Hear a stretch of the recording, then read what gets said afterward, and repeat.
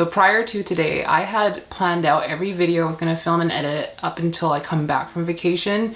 So all the videos that are gonna go up while I'm gone, they were all planned, they were all scheduled. And then I looked at it today and I was like, I don't wanna do any of these things. So I decided I'm just gonna sit here and chat with you guys about like growth updates, updates on repots, new plants I've acquired that I wasn't planning on acquiring, that I just kind of stumbled upon, and it's just gonna be like a hangout videos from YouTubers that are like very to the point and very on topic. I've come to realize aren't really my style. Like they take too much strategizing and planning and outlining and almost like scripting that I just don't have it in me. I'm not built to be a YouTuber. I just need to be in like a specific frame of mind to be very on topic. So I'm like, let's just be off topic today. Let's not have a topic. I want to be with my plants and I want to show you guys what's going on with like the growth and what has been like working as I've done some vacation prepping, like upsizing plants in their pots, and just kind of like my approach to that. So if you're just down to hang out for a little bit, then I guess this is the video for you. So first little like show and tell slash update. Some of you guys remember that I was going to do like a plant install for a coffee shop like here in Vancouver. Oh, that was so much fun. I didn't end up taking you guys on the wholesale shopping day. So Lauren took me and Charmaine out to some wholesalers last week, and it was a really hot day, and then I was like super like antsy, and I was very anxious about like the size of the plants I needed to get, and worrying about like whether I'd find the right plants and the right pots, and just having a bit of anxiety around like having my friends with me as well, because they're taking time out of their day to help me with this and like spend time with me. So I didn't want to like burden them in any way. So I was just like, you know what? Let's not film. Let's not add that extra stress onto the day. And let's just, in the car, I was like, today the rule is we're just gonna have a good time. And then they're like, okay, let's have a good time then. I didn't want to like overthink it. I just wanted to like look at the plants, bearing in mind the light levels these plants were going to receive and where they're going to be placed, and then only get plants that like collectively as a group we get really excited about. I just didn't want to introduce any source of stress to the day. So that ended up actually working really well. Everyone followed the rule and we all had a good time. The install went quite well. I think I underestimated how big the space was. So even with like the plants installed, there was way more space for more plants, but I think like that was probably the best approach anyways. It wasn't like a one and done install. I wanted the plants to be put into the space and maybe not completely fill the space. Let them kind of like live with it, you know, spend a few days, a couple weeks with it, decide whether they want it to be fuller or not. Aesthetically, how do they feel with this level of plants? And then like if they want more, they can add more. But after the first day, the owner was like, let's get more plants in here. So I'm like, don't have to tell me twice. So I'm gonna look for more plants. I'll show you some pictures of what I installed. So there was one wall that's kind of like just decorative. At the bottom they have these like kegs, and at the top there's a lot of just like space that they put random things just to fill the shelves with. So after I got the plants in, I didn't have enough plants to fully fill the space, but you can see that like this shelf really has the potential to be kind of like a plant wall once the plants start to like establish and grow bigger. It doesn't get a ton of light, so I was restricted to plants that would be tolerant of lower light, and I mean like under 100 foot candles of light, 75 at best. So I put in like a mix of trailing and not trailing. I like the idea of ferns. I'm a little bit worried that they'll get underwatered, but you know, I can drop in there anytime and just make sure that they aren't. So they're planted into a pot that will allow you to kind of let it sit in water if you wanted it to.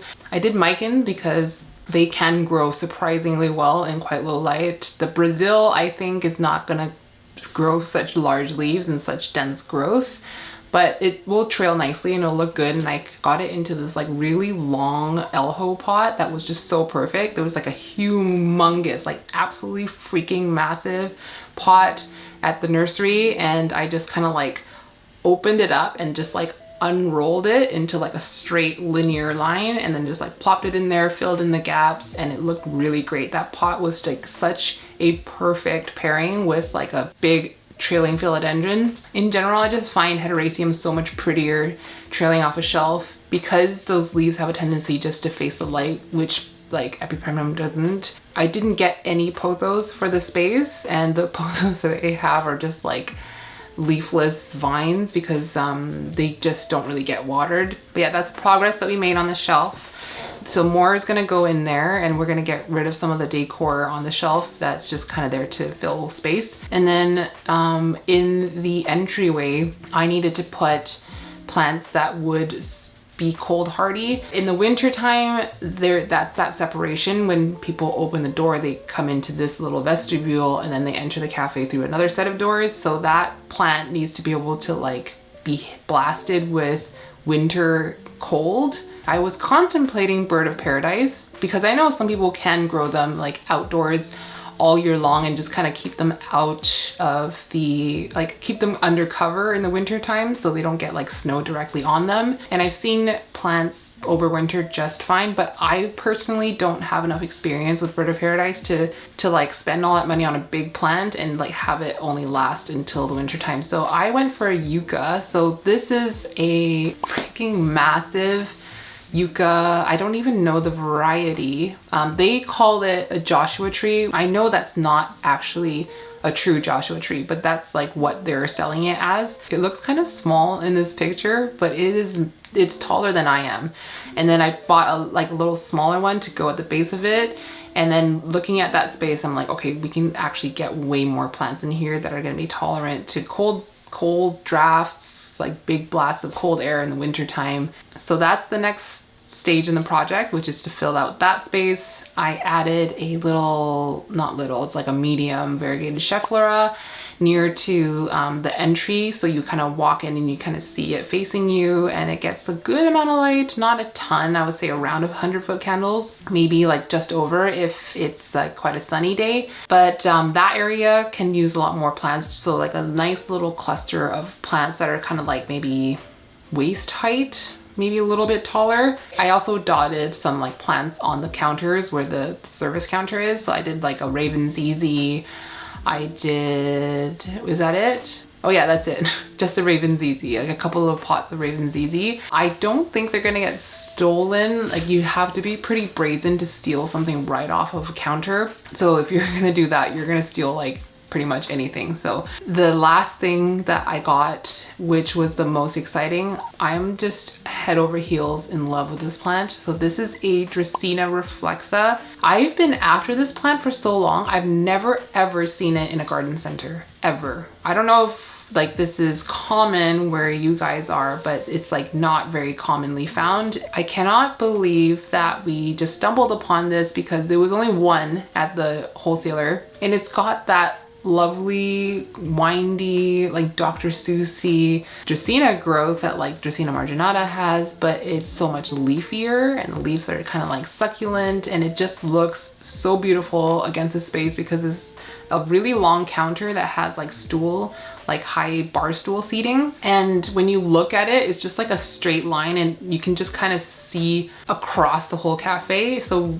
the idea was to kind of break that space a little bit at the end of the counter so that you don't have to see everything. You kind of have a little bit more dimension like closer to you. So that was like my most favorite part of the install. I think that tree plus the yuccas in the vestibule alone like really transformed the space. And I don't mean that like to blow my own trumpet. I'm purely crediting the beauty of those plants and like the health of the plants from that wholesaler. I've been wanting to add one of these plants to my collection, like just as a house plant that I have in my living space ever since I saw it on Benji's channel. So Benji has a Dracina reflexa Song of India, which is a variegated variety, which has like that yellowy kind of variegation running through it. So I was really happy because this tree that we got was so crazy full, and it was actually growing really, really wide, which actually wasn't going to work for that space, because if it's really wide, then like people will have to kind of like walk around it a little bit more, especially if it's like up against a very narrow post and like against a very narrow counter. So I was like, I guess I have to prune this plant, and here it is in all its glory. I have this currently in water. I'm trying to root it. I was gonna root it just in water, but I'm kind of leaning towards just rooting it in leca and just letting it live in leca, especially like while I'm gone. However, I used up all my leca in this install when I was repotting all of their plants, so I just have it in water right now. I'm gonna get more leca from Lauren next week, so that's when I'll be repotting this into leca. But look how beautiful it is. I have them kind of tied together right now, but this one is like a really tall, windy stem, and this one is a little bit more straight. It's got 2 branches, and once I have them rooted, I'm just gonna pot it like this, and it's gonna go, I think I'm gonna get a little end table just for it and have it next to my couch near to window, and I'm gonna be so happy. I really don't know why this plant is like so seldomly seen. I see other dracaenas all the time, like marginata and other cane style dracaenas that are like, you know, growing like trees. And if you've ever watched Benji's channel and you've seen his Song of India, the way it kind of like sprawls across the living room, almost like a canopy, it is such a stunning specimen. And just like the growth pattern, I could not ask for a more perfect tree. And if it's anything like other dracaenas, it can handle somewhat lower light, and it's like very very easygoing, very drought tolerant, and it just, as long as you don't let it get pests, I think it's going to be a fairly easy plant. I also think it's going to root fairly easily. I was a little bit worried that it would take a little bit of coaxing to get roots to form out of the woody part of the stem, but I think maybe someone was telling Charmaine in a comment or a DM or something that they were able to root dracaenas really easily in water. And I assume they mean the woody part and not like, you know, more young growth up at the top. This is the most excited I've been for a plant in a very long time. I am just absolutely smitten with it. And I was also extremely fortunate that Lauren was so kind to like take the time out of her extremely busy day to help me with this project. I mean, she ended up getting plants for herself, like for the shop, but like that, she didn't need to do that. It was more like the plants were there. She was there, might as well get some plants, but she really didn't need those plants. So thank you, Lauren, so much. It was just the best day, and like I'm so grateful. And it was super helpful to have Charmaine there to kind of bounce ideas off of and like picking out plants, because when you're met with like so many options, the mind really does like, it gets overwhelmed, and you feel like, yeah. I mean, someone who's been doing this kind of thing for a really long time probably wouldn't, but I was certainly under a lot of pressure, or my mind was putting myself under a ton of pressure. So yeah, that was really great. So yesterday I went to a garden center that I'd never been before. It's called Triple Tree Nursery. I don't know why I've never been there. I think I've always assumed it was kind of like a whatever, like not really worth going place. I've seen people post pictures of it, or maybe the pictures weren't really nice, but I was like, meh, don't really want to go there. But I think someone recently posted on our local group about like what's in stock, and everything looked so full and luscious. So I was like, why don't we go there? So I went there yesterday with my boyfriend, and it was magical. It was so nice. I was in like outdoor plant heaven. It was like their outdoor section. There's like hills, and there's like pathways, there's water features, there's like jazz playing. It was so serene and just like a really nice, like almost like botanical garden feeling. And the plants were so insanely beautiful. They had so many beautiful like firs, cypresses, spruce trees with really incredibly beautiful growth patterns, and just ones that I really don't see often. That was awesome. If you live locally here in Vancouver and you've never been to Triple Tree, holy crap, that was really fun. Even if you don't have an outdoor garden, it's very soothing to walk that outdoor garden space. But I was looking at like the shop part where they were selling a lot of small plants for the garden. And then I found a plant that Charmaine's been after. I feel like she's been after it for like a minute. And I mean that in like a short sense, like she saw it kind of recently and then she's kind of been obsessing about it. And I found it. So this is called a Juncus filiformis spiralis. It's, I think, a corkscrew rush is what this is called. So I've never really taken notice of this plant because I only ever see it planted into like a mixed planter, almost like as a like filler, because they'll plant something like this in there with like flowers and it will just be like these little twirly things sticking up. And I never really took much notice of it because I was just like, it's probably just a twirly stick. But it's not. It's a grass. When she first like told me to like help her find this plant, I was like, it's not a frizzle sizzle like the succulent, and she said it's not. So then like I took a closer look at it and I was like, okay, I guess it's not. And if I had felt it, I would have realized that it doesn't feel like a succulent. It really does feel like grass. So when I found this and I realized that it was grass, I was like, okay, now I'm interested in it, because I didn't want it when it was a succulent. I don't know why, but this is like a marsh growing grass and it kind of is found like in like swampy, marshy conditions and it needs a lot of water. So I felt like I could probably grow this indoors. It looks a little bit insane. I might like kind of divide it and just separate out like a little bit more of a tidy pot. I would definitely plant it in no drainage. Keep it probably in quite a dense soil mix and like a layer at the bottom to keep a reservoir, and just never let it dry out, because that's what I read, that they hate drying out. But this was $7. It was kind of hard to pass up because it was literally right there. Look at this. It's so crazy. It's so fun. I love that it's grass. I love that grass evolved to look like this. What was the point of that? I find it really interesting that sometimes it corkscrews really, really tightly. Like it's like crimped. Like look at this one here. It's super, super tight. And then sometimes it's like this like relaxed beachy wave, like this one here. I don't know, it's kind of crazy. Kind of really very crazy actually. I definitely shouldn't have, but I did it anyways. So those are two plants I recently got. And then, oh my gosh, there's soil everywhere. So before I go away on vacation, I only know that I'm getting one more plant. It arrived to Lauren a couple of days ago, I think on Friday. So today's Sunday. I already told you guys what it was. It's the Anthurium Queen of Hearts from, is it Tezula or Tezula? So I'll be getting that. Actually, I'm not gonna be getting that. I'm going to leave it with Lauren while I'm gone, but I'm gonna go meet the plant next week. This week. I've been so confused what day it is, what week it is, how many weeks I have left until I'm gone. It's actually quite alarming how confused I've been for the past month. And I also wanted to show you, like I said, a bunch of growth updates and like updates to repots I've done recently. Why is the exposure so crazy today? I can't figure it out. Sometimes it works well, sometimes it doesn't.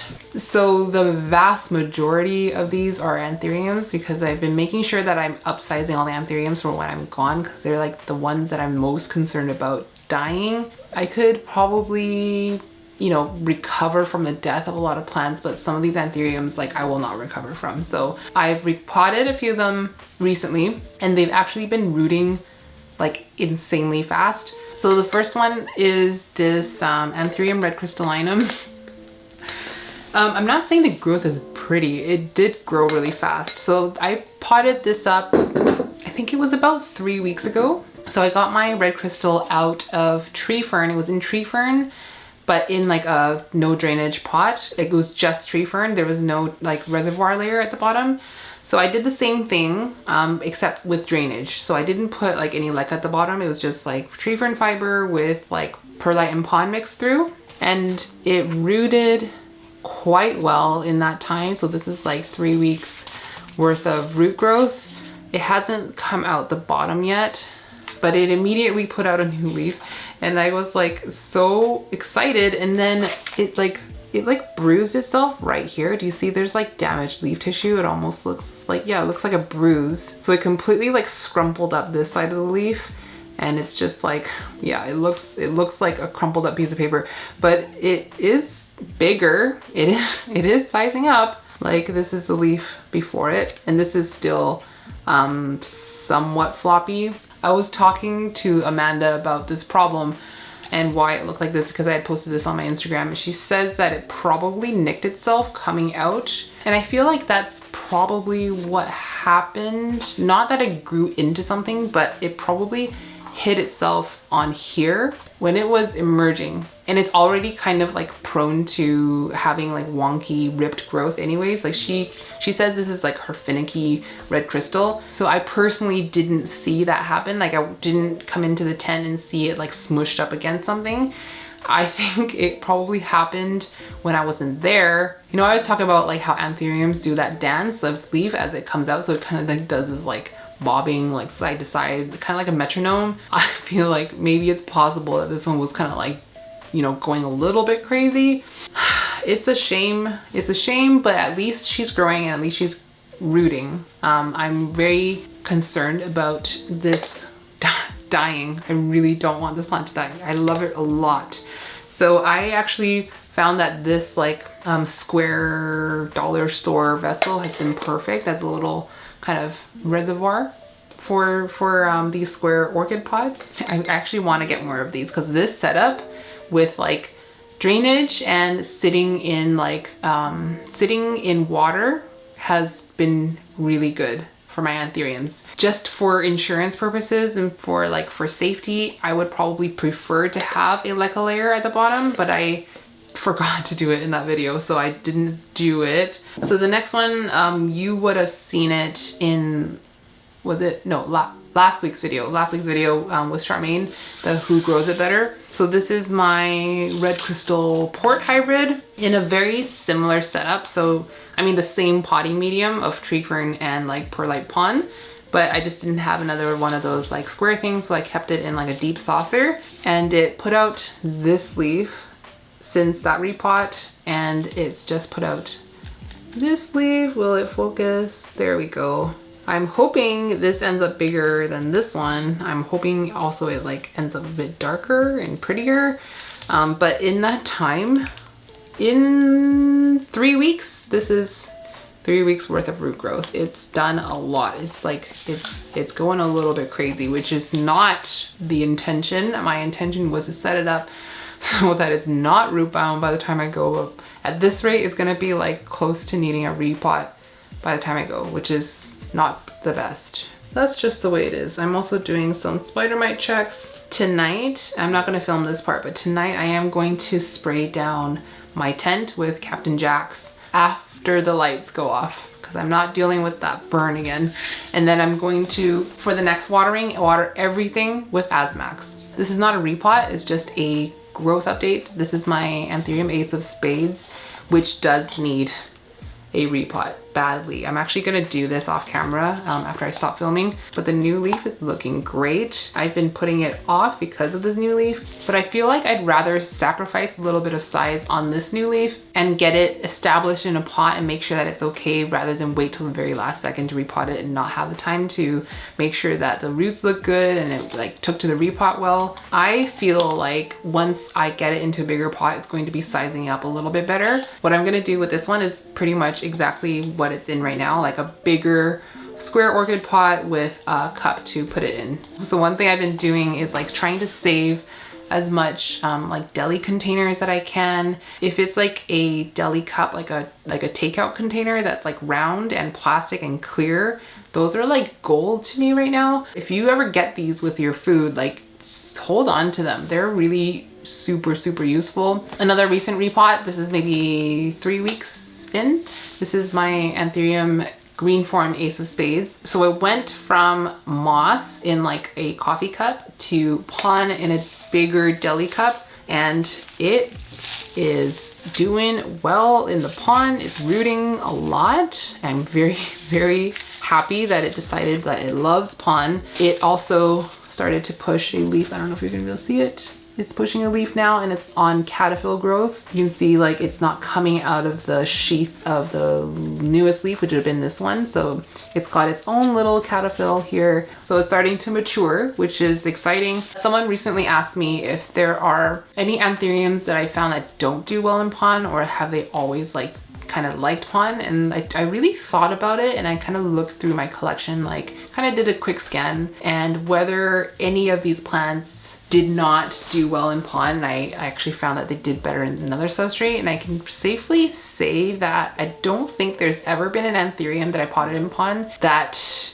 did not like the pond, as in like it didn't root really well in the pond. There's definitely been cases where the anthurium didn't, well, it rooted in pond but also rotted, but I don't think that it's necessarily the pond. It's probably more my watering, and I kept it like too wet, maybe didn't give it enough light, because sometimes when they're growing so close to each other and I'm watering them a certain way and like a certain amount, like keeping like the same amount of reservoir, but let's say another plant starts to size up above it and give it more shade, it's not going to be using up that water as much because it's not receiving as much light as it used to be. It's always something I need to remember. If a plant used to get more light and is now being shaded by another plant, then I also need to remember to like water accordingly. So this is another one, and it did in that video. This is tree fern pond perlite in no drainage with a leca layer. Oh yeah, this one is my Mag Crystal crossed with Carla Blackier from Amanda. So going forward,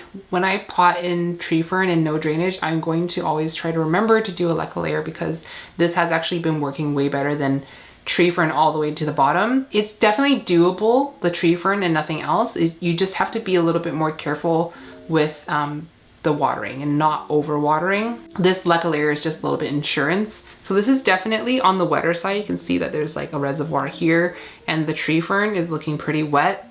This is something that I'm trying to do in the weeks leading up to my vacation. I want my anthuriums to get used to a little bit more moisture in the substrate and make sure that they're getting enough light, obviously, to use that water, but I want them to get used to not having a dry cycle, because my plan is to give them quite a big reservoir of water, like for my final watering before my departure. I find when plants are used to like completely drying out and then getting water, then they're a little bit more prone to like wet rot when you give them a bunch of water all at once. Obviously, I'm able to keep an eye on like this amount of water in the 3-ish weeks that I have left, just to make sure that like I'm not actually rotting the roots. But yeah, this one also rooted super well in the like 3-ish weeks that I've had it in here. Plus the leaf that grew out since the repot is a good amount bigger than the previous one.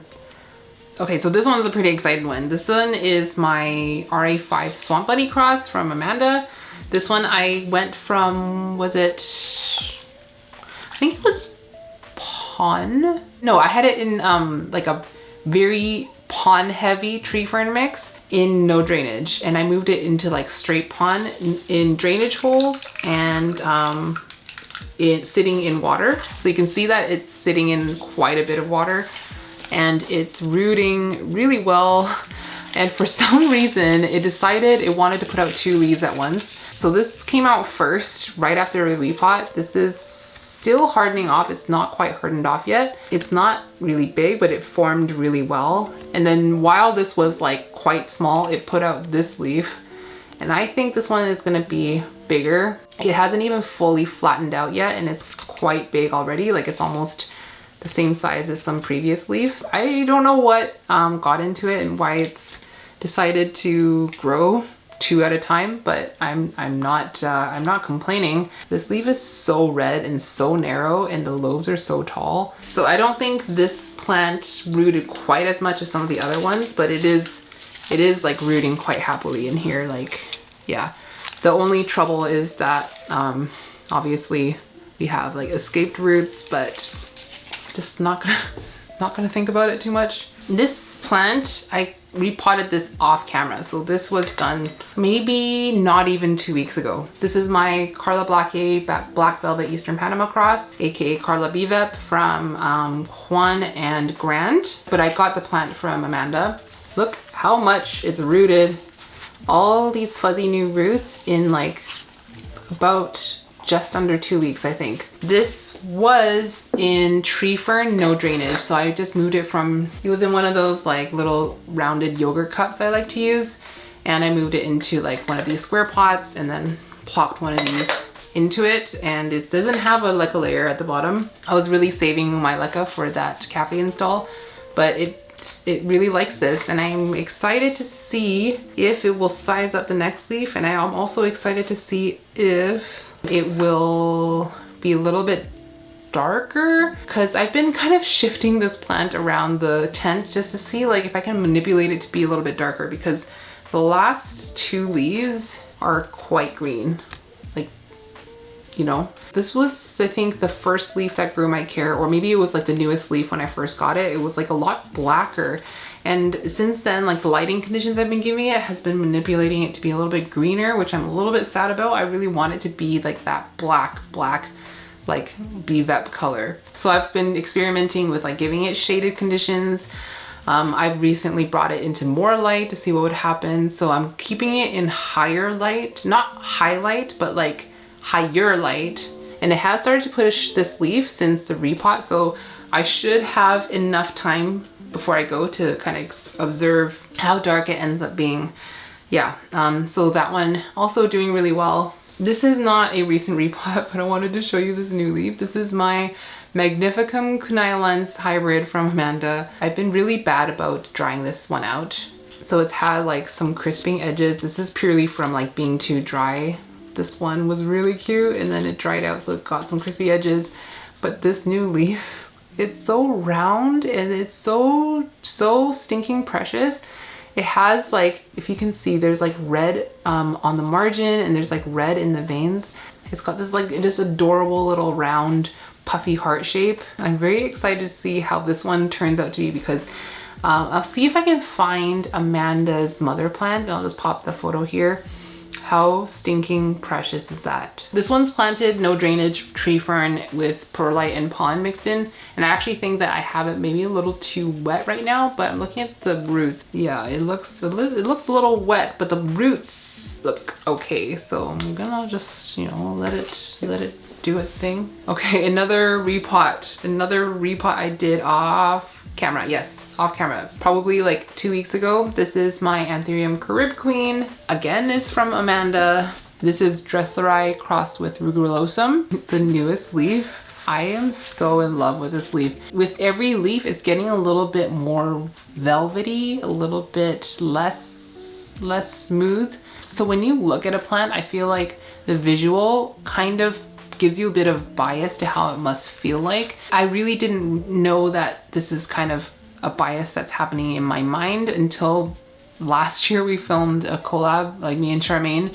of what's in the box. So we just put a plant in the box, and like without seeing what the plant is, someone had to like feel it like this and guess what it is. And the loser had to eat like disgusting concoctions. So looking at this, like I would say like it's not velvet. It's not velvet at all. But if I was to feel it like this, minus the bumpy texture, I feel like the finish itself is not much less velvety than like a crystallinum. The lower leaves are dying. The lower leaves are on the way out. You can see this, and this are going, but basically I planted this into a larger pot. It was probably like an inch taller and an inch wider, into no drainage tree fern without a leca layer.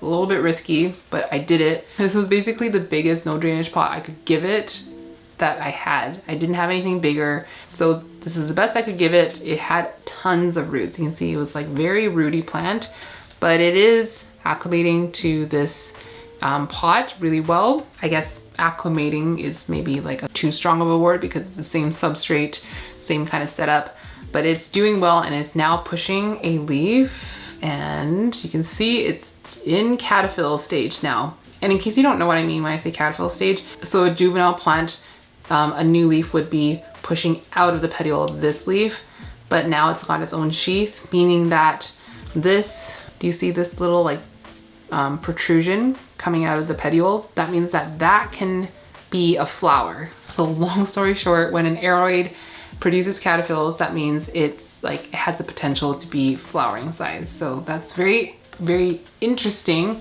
I don't know that I definitely want to cross this with anything. I may hold on to its first like pollen and then self it later down the line, just to see what happens. But the new leaf already looks like it's gonna be quite big, and every leaf you can see has been sizing up quite a bit from leaf to leaf. Like this is a good size up, I think. I do think I'm probably giving it a little bit too much light. I don't know if it's noticeable, but there is some lightening in the leaf here. I think I'm gonna have to push it backwards a little bit just to get it a little bit farther away from the light, because now it's in a bigger pot, it's also taller. I always was interested in the plant and I wasn't expecting to get this plant from Amanda, but I ended up loving this so much. And it also has been quite a fast grower, and I think it's just because like it has a nice texture, it grows well, it's easygoing. I think it just has a lot going for it that is like very lovable. Last little Anthurium I want to show you guys. This is Bessier Af, or what was the man calling it? Spider Ralph man. Spider Bess from Grant crossed with her Ralphinum Fort Sherman. This plant is so pretty. This is the leaf you would have seen last that I showed when it was like still pretty fresh and it was like very like holographic. And this is like the fully hardened leaf. It's kind of getting blown out. This is, yeah, there we go. That's the hardened leaf. And then it just put out this leaf. It's so pretty. When the leaf is new, it has a lot of like purple tones, but it's very like, it has this like color shifting kind of character. It is so stinging pretty. This little warp here is from when it was like resting on something else when it was expanding and I didn't notice it. So I just wanted to show you this for the prettiness, obviously.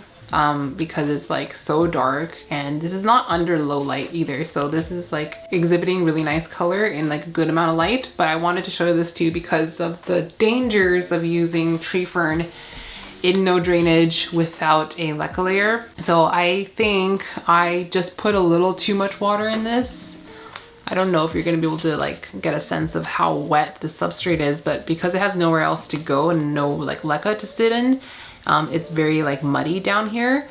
You see here, we have a little bit of wet rot, and that's the only one I can definitely see. But down here is kind of like a little bit full of algae, so it's really hard to see. There might be rotten roots down here. So after I finish filming, I'm going to pull this out, and I think I'm gonna get it into like this pot and put it in like a little cup or a deep saucer, because I really don't want this plant to rot while I'm gone, and I don't want it to like grow ugly leaves or stop growing altogether. So that's definitely an update I want to show you guys. But also be careful of tree fern in no drainage without something like leca at the bottom to hold that reservoir.